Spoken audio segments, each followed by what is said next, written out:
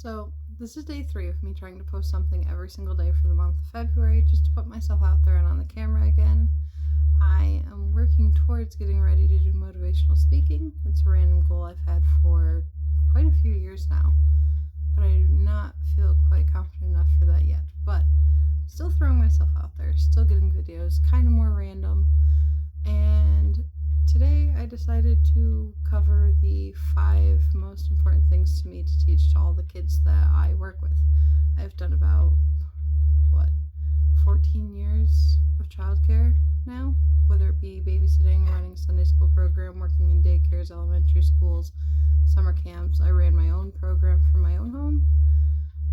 I have done so many things to work with kids, and I have been quite privileged to work with some amazing children throughout the years, and I have made some great memories with them. And I think through those experiences, I have tried to develop the top 5 most important things to me that I teach every kid that I go through. And I don't know if it actually shows. I mean, there's plenty of people on here that I work with, but hopefully it shows that these are things that I find important that I teach my kids. But otherwise, I'm just going to jump into it. Obviously, that should be good. Anyhow, number 1, I try to teach all the kids that I work with that they are smart and capable of doing hard things. A lot of the kids I work with like to shut down and think that they can't do something if something's new. They don't want to continue to work on it or push through that wall that they need to. So I try to teach them, no matter how long it takes, that they are smart, they are capable of doing anything they set their minds to, and they can do hard things. So eventually, long term, they are able to look at it and face it as a challenge and not something that they dread.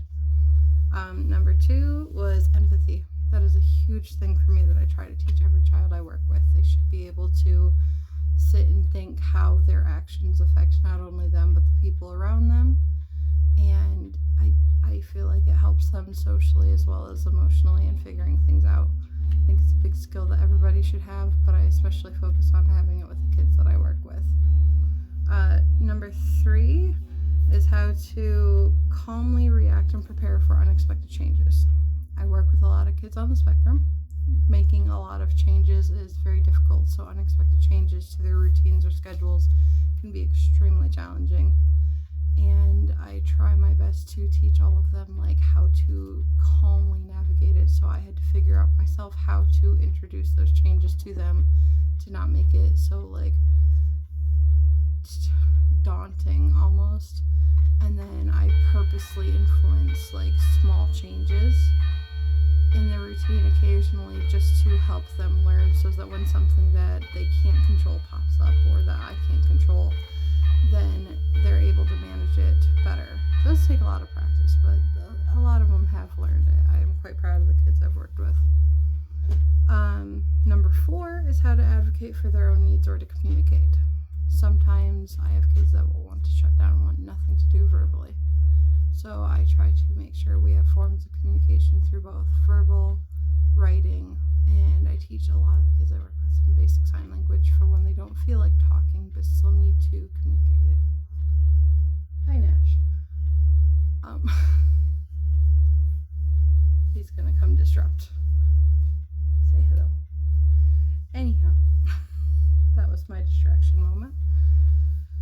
So I think communication is a huge thing. It's something that I try to learn as an adult, but I especially try to teach kids it because it's a lot better, especially when they're exhibiting behaviors, if they could explain it. It is a very big and daunting skill to try to learn. It's definitely not easy, but it has helped when I have taught that to the kids that I work with. I think it is important for them to know. Anyhow, and number 5 would be how to experience and navigate their own feelings.